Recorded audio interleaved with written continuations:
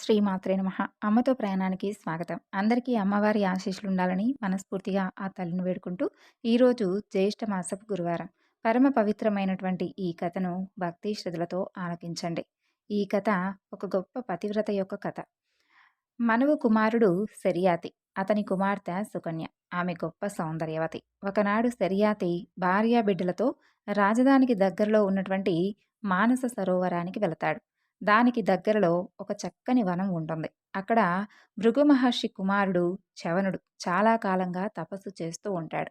ఆ ముని మీదకు చలిచీమల పుట్ట చేరుతుంది. ఆ కారణంగా చవన మహర్షి మట్టి ముద్ద వలె కనిపిస్తూ ఉంటాడు. ఆయన పూర్తిగా పుట్టతో కప్పబడి కేవలం కళ్ళు మాత్రమే బయటకు కనిపిస్తూ ఉంటాయి. సుకన్య ఆ ముని యొక్క రెండు కళ్ళను చూసి వాటిని మినుగురు పురుగులేమో అని అనుకుంటుంది. అలా అనుకొని వాటిని పుల్లతో తీయడానికి ప్రయత్నిస్తుంది. దానిని గమనించినటువంటి చవనుడు, నేను లోపల తపస్సు చేసుకుంటూ ఉన్నాను, నన్ను పుల్లతో పొడవద్దు అని అంటాడు. అయినా ఆ మాటలు వినిపించుకోకుండా సుకన్య అతని కళ్ళను పుల్లతో పొడుస్తుంది. అప్పుడు చవనుడి యొక్క కళ్ళు పోతాయి. అతను కోపించి రాజుకు అతని పరివారం మొత్తానికి మలమూత్రాలు స్తంభించిపోవాలంటూ శపిస్తాడు. ఇక రాజుకు అతని పరివారానికి మలమూత్రాలు స్తంభించిపోవడం వలన ఇబ్బంది కలుగుతుంది. కారణం తెలియక సతమతమవుతూ ఉన్నటువంటి రాజుతో సుకన్య వచ్చి తను చేసినటువంటి పని గురించి చెప్పి క్షమించమంటూ వేడుకుంటుంది. విషయం తెలిసినటువంటి ఆ రాజు సుకన్యను తీసుకొని చవన మహర్షి వద్దకు తీసుకువెళతాడు. జరిగినటువంటి సంగతంతా తెలుసుకున్నటువంటి శర్యాతి ఆ వనానికి వచ్చి చవన మహర్షితో తన యొక్క కుమార్తె చేసినటువంటి తప్పును క్షమించమంటూ ప్రార్థిస్తాడు. రాజా, నీ కుమార్తె వలన నా రెండు కళ్ళు పోయాయి. దానివలన నా తపస్సుకు కావలసినటువంటి వాటిని నేను సేకరించుకోలేను. నా పనులు నేను చేసుకోలేను. అందుకే నాకు తోడుగా ఉండే ఒక వ్యక్తి కావాలి. కాబట్టి నీ కుమార్తెను నాకిచ్చి వివాహం చెయ్యి అని అంటాడు. ఇక శర్యాతి తన కుమార్తెను గుడ్డివాడు, ముసలివాడు అయినటువంటి మునికి ఇచ్చి వివాహం చేయడానికి ఒప్పుకోలేదు. కానీ సుకన్య తండ్రిని ఒప్పించి చవన మహర్షిని వివాహం చేసుకుంటుంది. శర్యాతి మహారాజు అల్లుడైనటువంటి చవన మహర్షికి ధన, కనక, వస్తు వాహనాలను కానుకలుగా సమర్పిస్తాడు. కానీ చవనుడు మాత్రం వాటిని సున్నితంగా తిరస్కరించి సుకన్యయే నాకు అత్యంత విలువైనటువంటి బహుమతి అని అంటాడు. ఇక సుకన్య నారచీరలు కట్టుకుని ముని ఆశ్రమానికి బయలుదేరుతుంది. సుకన్య తన భర్త చవనుడికి అన్ని రకాల సేవలు చేస్తూ ఎలాంటి లోటు రాకుండా చూస్తుంది. రోజులాగానే సుకన్య ఒకనాడు నదికి స్నానానికి వెళ్ళి తడిబట్టలతో మంచినీరు తెస్తుంది. అప్పుడే అశ్విని దేవతలు ఆకాశంలో ప్రయాణిస్తూ ఉంటారు. అప్పుడు ఆమెను చూసి ఆమెపై మోహం చెంది, నీవు నవయవన సుందరిలా ఉన్నావు, ఆ గుడ్డివాడితో ఈ అడవిలో ఆకులు అలమలు తింటూ ఎందుకిలా జీవితాన్ని వృధా చేసుకుంటూ ఉన్నావు? నీవు మమ్మల్ని వివాహం చేసుకుంటే అనేక రాజభోగాలను చక్కగా అనుభవించవచ్చు, ఆనందంగా ఉండవచ్చు అంటూ ఆమెలో ఆశలు కల్పిస్తారు. కానీ పతివ్రతా ధర్మాలు తెలిసినటువంటి సుకన్య మాత్రం వారితో ఇలా అంటుంది.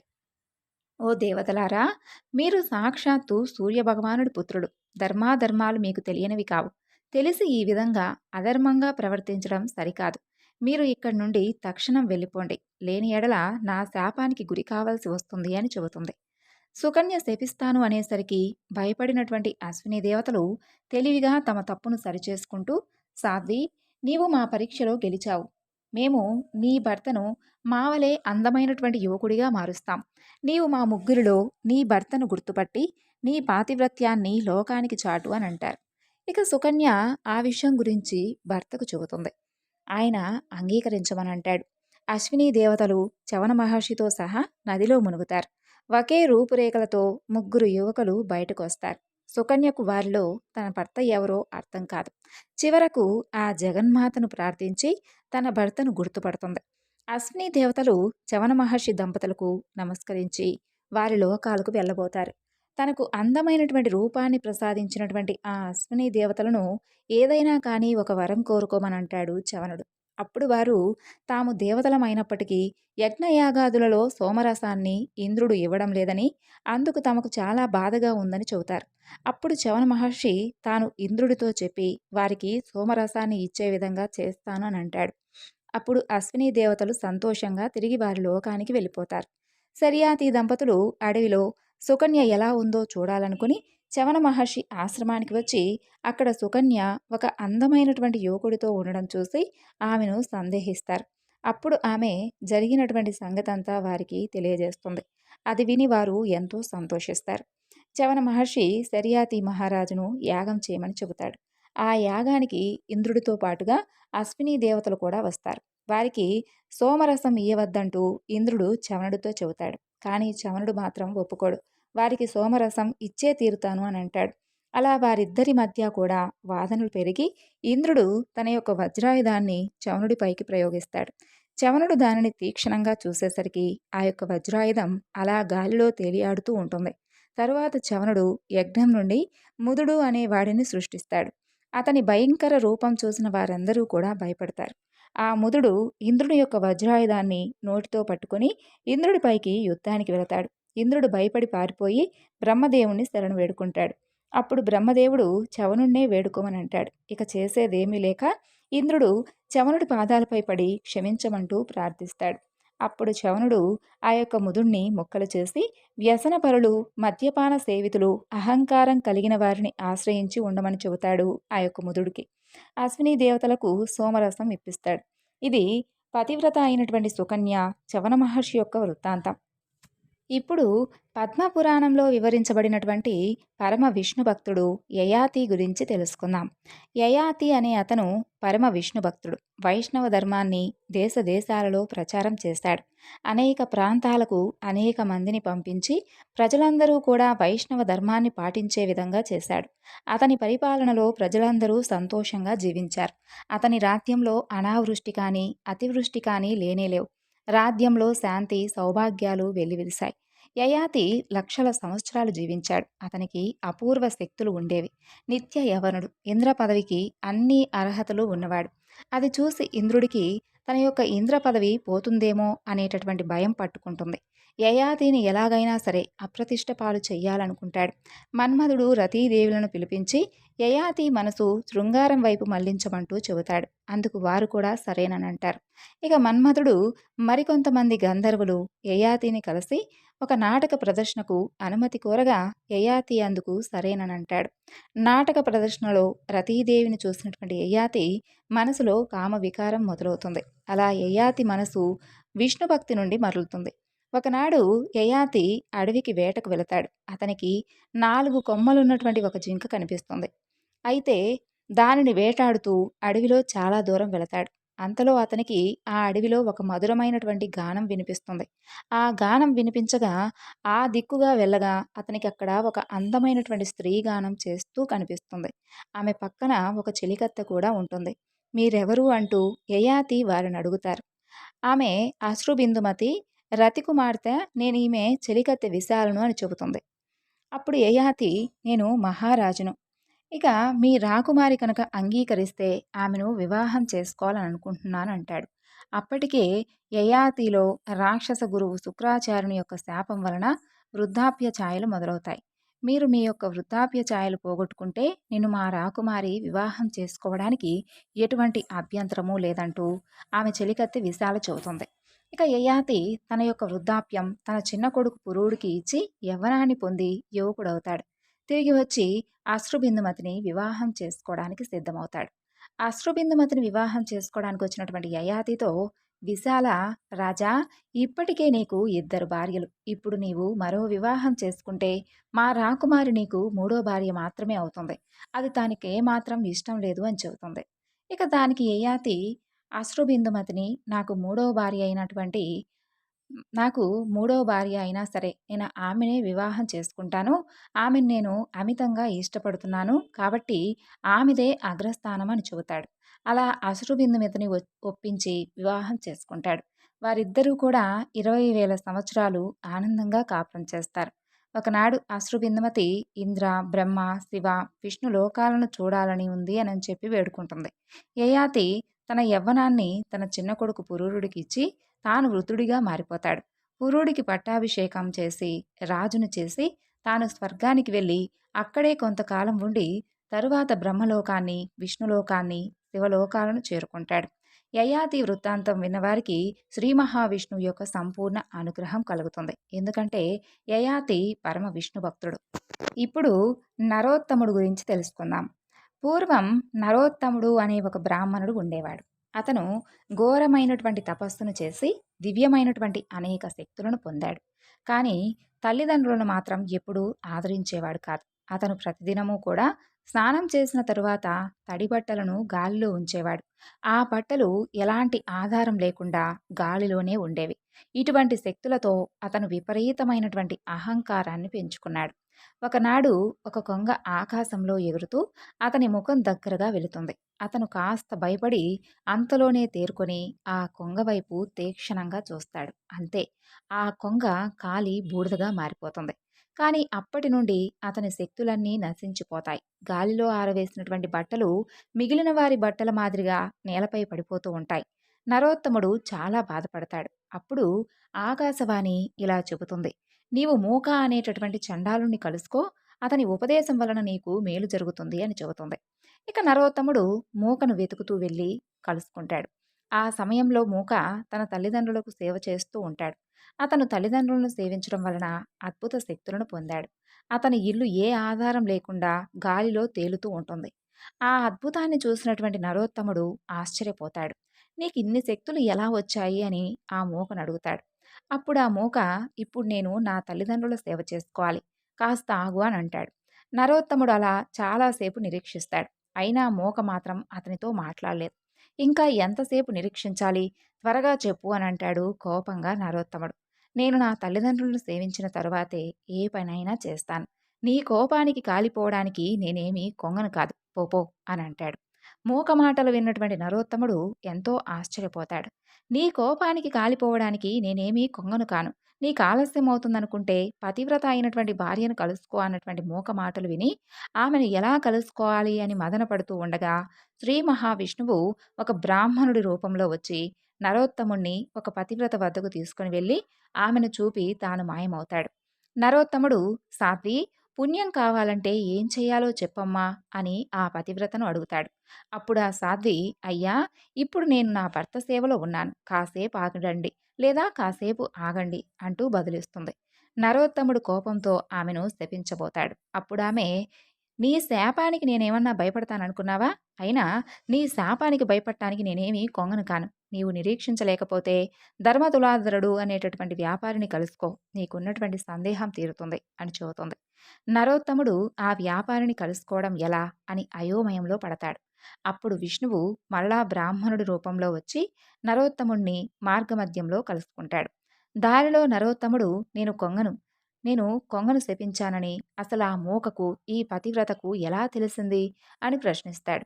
అప్పుడు బ్రాహ్మణుడి రూపంలో ఉన్నటువంటి శ్రీ మహావిష్ణువు ఇలా బదులిస్తాడు: వారు అనుదినము చేసేటటువంటి పుణ్యకార్యాల వలన వారికి ఆ శక్తి వచ్చింది అని అంటాడు.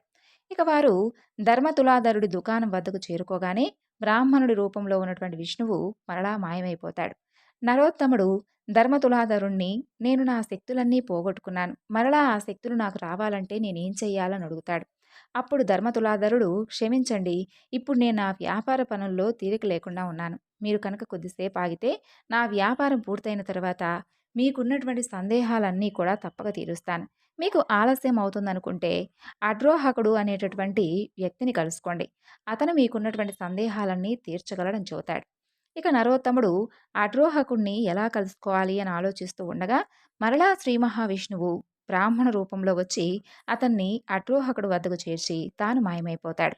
నరోత్తముడు అడ్రోహకుణ్ణి తన శక్తులు తిరిగి పొందాలంటే ఏం చేయాలని అడుగుతాడు.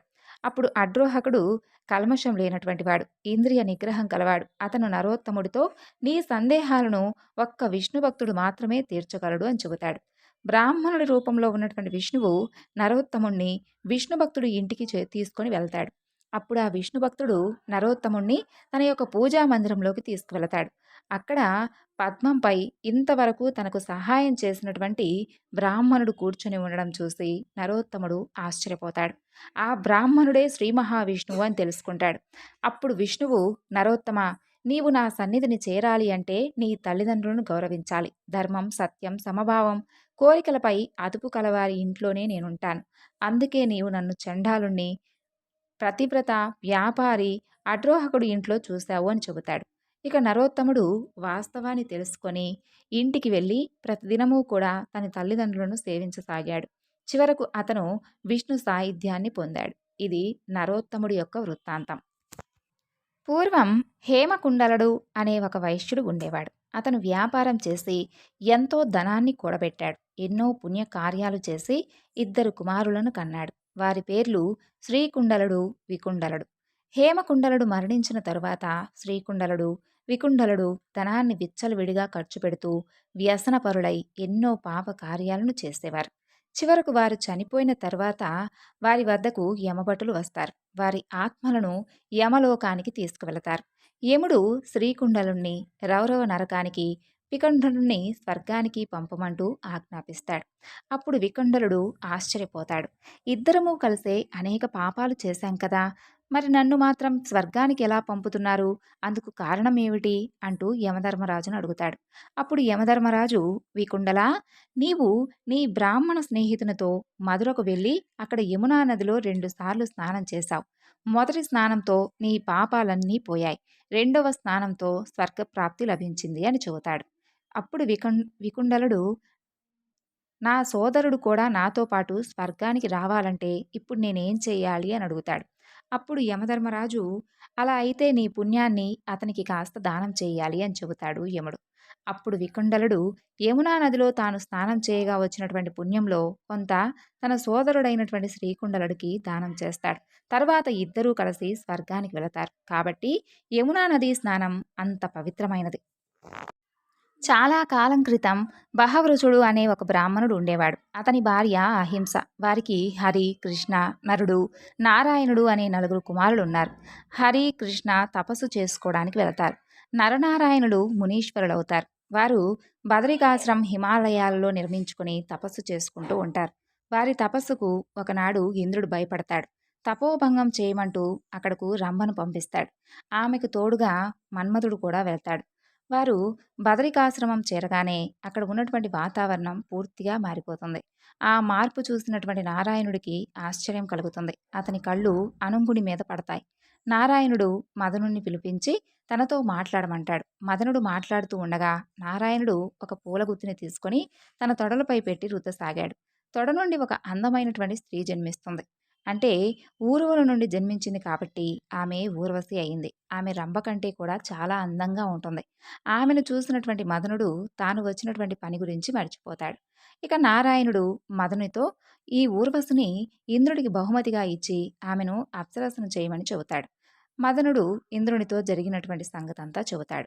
ఆనాటి నుండి ఇంద్రుడు నరనారాయణుల యొక్క జోలికి పోలేదు. వారు చేసినటువంటి తపస్సుకు ఎలాంటి భగ్నమూ చేయకుండా తన పని తాను చేసుకుంటూ వెళ్ళాడు. ఇది ఊర్వశి యొక్క వృత్తాంతం. ఈ విధంగా ఊర్వశి జననం జరిగింది. ఇప్పుడు త్రిపుర సంహారం గురించి తెలుసుకుందాం. రాక్షసులు, దేవతలు సవతి బిడ్డలంటారు. వారెప్పుడూ కూడా పోట్లాడుకుంటూ ఉంటారు. ఒకనాడు యుద్ధంలో రాక్షసులు ఓడిపోయారు. వారు దానవ శిల్పి అయినటువంటి మయుడిని శరణు వేడుకుంటారు. అప్పుడు మయుడు తన శక్తితో క్షణాల్లో 3 పురాలను నిర్మిస్తాడు. అవి ఇనుము, వెండి, బంగారంతో తయారు కాబడతాయి. అవి ఇతరుల కంటపడకుండా ఆకాశంలో సంచరించగలవు. ఆ పురాలలో రాక్షసులు దాక్కున్నారు. వారు ఆ పురాలలో ఉండి దేవతలను ఇబ్బంది పెడుతూ ఉండేవారు.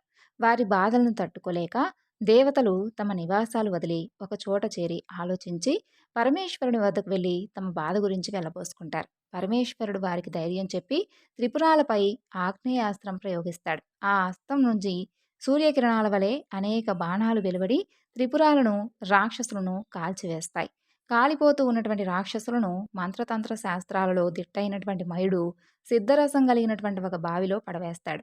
ఆ రసం వలన రాక్షసులు వజ్ర శరీరులుగా పొందుతారు. అది చూసినటువంటి దేవతలు దిగులు పడతారు. ఆ విషయం తెలిసినటువంటి శ్రీహరి ఆవుగా, బ్రహ్మదేవుడు దూడగా మారి ఆ కూపానికి వెళ్ళి సిద్ధరసాన్ని పూర్తిగా తాగివేస్తారు. ఆలస్యంగా ఈ విషయం మయుడు తెలుసుకుంటాడు. ఇక రాక్షసులకు ధైర్యం చెబుతాడు.